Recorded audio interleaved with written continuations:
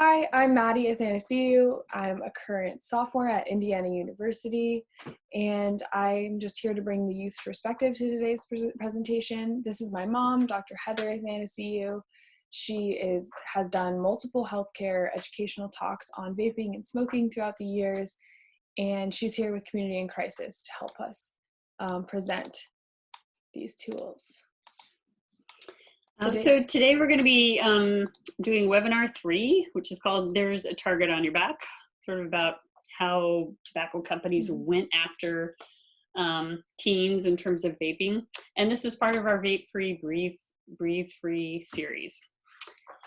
So let's talk about the devices themselves to start out with. They sort of evolved over time. They started out looking, like on the left, you can see they looked a lot like traditional cigarettes, and those were not big sellers, like not a big hit with kids, like the whole unit was supposed to be thrown away. But they look like old cigarettes, and kids knew to stay away from those. The companies gradually changed their design, and they evolved to be like a lot sort of cooler and appealing and just something really more interesting for kids. And now we have the sort of extremes of, you can see that these are something that are definitely targeted towards youth. These are things that the inhalers and things that look like highlighters or like mascara or lipstick, lip gloss. Those things can easily be hidden, sort of even in plain sight.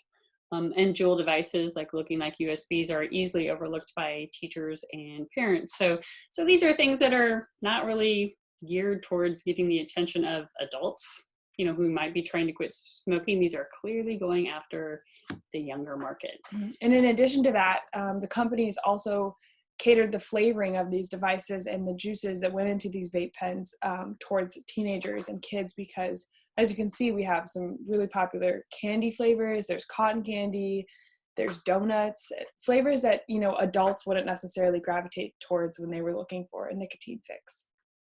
If all this sort of started under the guise of like helping adult smokers get off cigarettes, this is clearly not something going after the adult smoker who needs help with their nicotine habit. This is a play towards getting that youth market. Another tactic that they use is, creating things that would generate a lot of buzz among teens. And so teens would go to these club competitions to see them and participate in them, compete. And then when they were doing tricks themselves, they would share these on social media and basically doing the marketing for these companies. And then here we have a bunch of advertisements, and you can see there's a few from, back in the day when smoking was really popular, and the tactics are the same. They're trying to still get, vaping to be just as popular using, the sex appeal, like women will flock to you if you vape, or sort of like you'll be popular, you'll be cool if you vape. And then also, as you can see at the top right corner, a tweet from Juul that's saying like, dance like everybody's watching, light up. This is sort of like targeting the teen audience because a lot of teenagers are on Twitter, have access to like Juul's Twitter, and you can tell they're really trying to appeal to a younger audience when they're, pouring millions into these advertising campaigns. Like in the social media that I'm exposed to, well, I'm not on my social media a lot. I'm really on my phone, but if I were, I would see a lot different ads than you see. Yeah, we see them nonstop.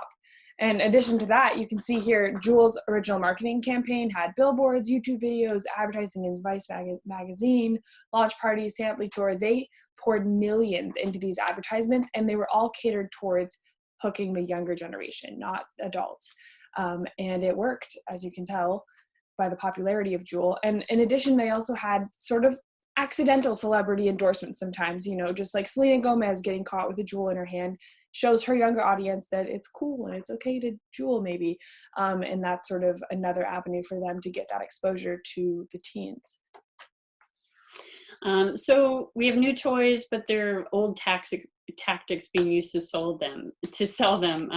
These companies were banned from advertising cigarettes on televisions. They weren't allowed to make candy flavored cigarettes, but they found a way around those problems with the invention of the e-cigarettes. it is well established among marketing agencies, whether that's for cigarettes or other things, that if you have candy flavored products, themes of rebellion, and that something's glamorous, that celebrities or, like people on social media that kids look up to are using something, if you can get sports and music sponsorships and tie-ins and offer discounts, like Juul's back to school special that they had for their starter kits, back in the day. Those are all things that companies know will sell things more to kids and make it more appealing to teens. So these tactics are proven to work, and they did just that. So big tobacco manufacturers of cigarettes either own outright these e-cigarette companies, or they own like big portions from them in many cases. They went around promoting them as a safer alternative to cigarettes. And they knew that by doing this, they were creating a pipeline of new customers for life. So whether or not users stay as somebody who vapes for the rest of their life, or if they become a smoker, either way, they're getting that money. So these companies are happy no matter what you're doing. And it's sort of interesting that a lot of these kids who started vape, do you know many kids who smoke, who just started smoking? No. So what did you think about smoking when you were like in middle school and high school? Everyone thought it was bad. It was bad. It was known that was bad.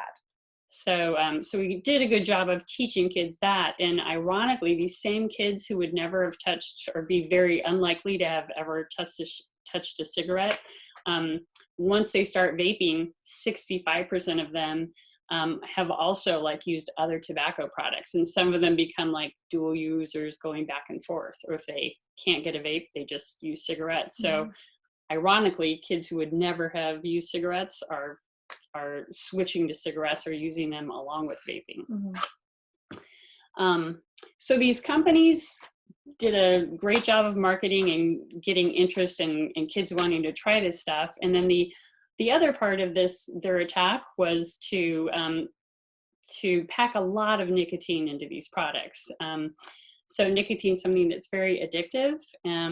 It only takes about 100 cigarettes for somebody to become addicted. And there's about 20 cigarettes worth of nicotine in each Juul pod. So this Juul starter kit that we have pictured here, it's 4 pods, each of those being 20 cigarettes worth of nicotine. That's almost what you need to start your addiction, not just starting using Juul, but it's almost an addiction starter kit.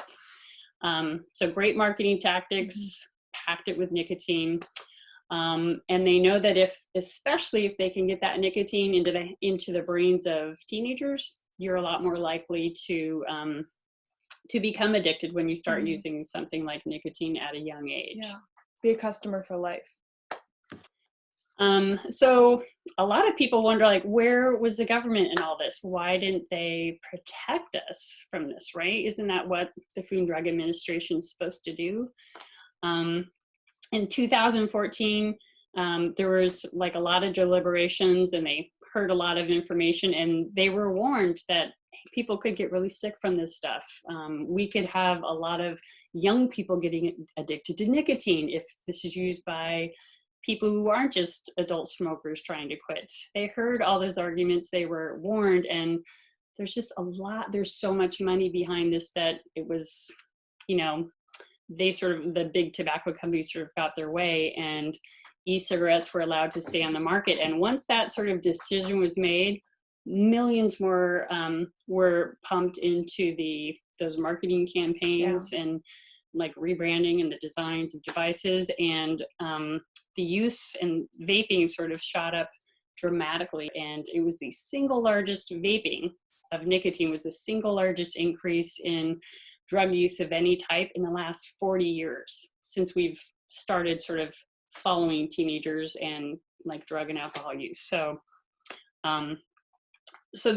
looking at this slide, the FDA did in early 2020, early this year, they banned fruit and mint flavors for cartridge-based e-cigarettes. So pods, basically, things that are disposable, the pods that are disposable.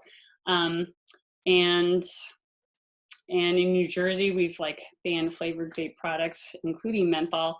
And now we have stay-at-home orders, which may force underage users who like might have, you know, to maybe go to new sources for their pods or devices. So, so we have some concerns here. Users might be turning to cigarettes, knockoffs, imports from China. There just might be greater unknowns and greater health risks.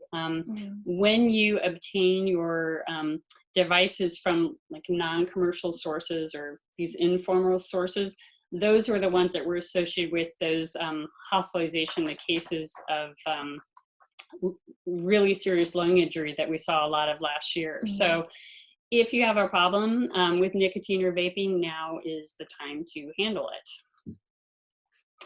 We don't want you to be a big science experiment. We know how this turned out with smoking, and you know, 1 + 1 = 2. Like, we know, we have a good idea how this is going to turn out with vaping.